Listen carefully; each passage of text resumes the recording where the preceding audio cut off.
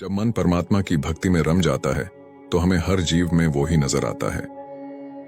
एक बच्चा अपनी दादी को परमात्मा की भक्ति करते देखता था तो वह प्रभु सोचने लगा। उसे परमात्मा के बारे में कुछ भी पता नहीं था, पर मिलने की तमन्ना भरपूर थी। उसकी चाहत थी कि एक समय की रोटी वो परमात्मा के साथ खाए। मिलने की सोचने लगा।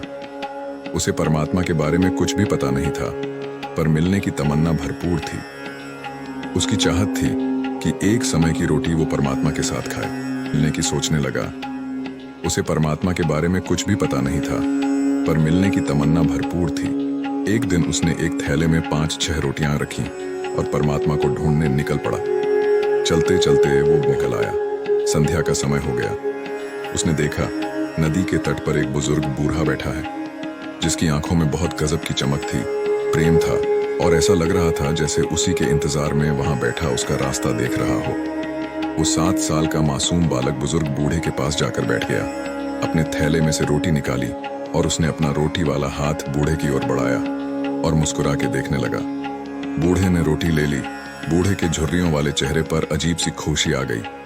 आंखों में खुशी के आंसू भी थे। बच्चा बूढ़े को देखे जा रहा था। जब बूढ़े ने रोटी खा ली, बच्चे ने एक और रोटी बूढ़े को दी और स्वयं भी खाई। बूढ़ा अब बहुत खुश था। उसे बच्चे में श्री बाल श्री कृष्ण के दर्शन होने लगे। बच्चा भी बहुत खुश था। बच्चे को सृष्टि के निर्माता ब्रह्मदेव नजर आने लगे। दोनों ने आपस में बहुत प्यार और स्नेह के पल बिताए। जब रात गिरने लगी तो बच्चा अनुमति ले घर की ओर चलने लगा। वो बार बार पीछे मुड़कर देखता तो पाता बुजुर्ग बूढ़ा उसी की ओर देख रहा था। बच्चा घर पहुंचा तो माँ ने अपने बेटे को आया देख जोर से गले से लगा लिया और चूमने लगी। बच्चा बहुत खुश था। माँ ने अपने बच्चे को इतना खुश पहली बार देखा तो खुशी का कारण पूछा तो बच्चे ने बताया, माँ, आज मैंने परमात्मा के साथ बैठकर रोटी खाई। आपको पता है उन्होंने भी मेरी रोटी खाई। माँ, परमात्मा बहुत बूढ़े हो गए हैं। उस तरफ बुजुर्ग बूढ़ा भी जब अपने गांव पहुंचा तो गांव वालों ने देखा बूढ़ा बहुत खुश है, तो किसी ने उसके इतने खुश होने का कारण पूछा। बूढ़ा बोला, मैं 2 दिन से नदी के तट पर अकेला भूखा बैठा था। मुझे पता था ईश्वर आएंगे और मुझे खाना खिलाएंगे। आज ईश्वर आए थे। उन्होंने मेरे साथ बैठकर रोटी खाई, मुझे भी बहुत प्यार से खिलाई। बहुत प्यार से मेरी ओर देखते थे। जाते समय मुझे गले भी लगाया। परमात्मा बहुत ही मासूम हैं, बच्चे की तरह दिखते हैं।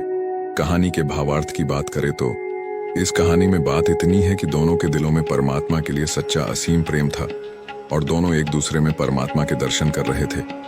सच ही कहा है हमारी आत्मा परमात्मा का अंश है। प्राणियों का भला करने से परमात्मा खुश होते हैं। ऐसे सुविचारों से ही परमात्मा की कृपा उत्पन्न होती है।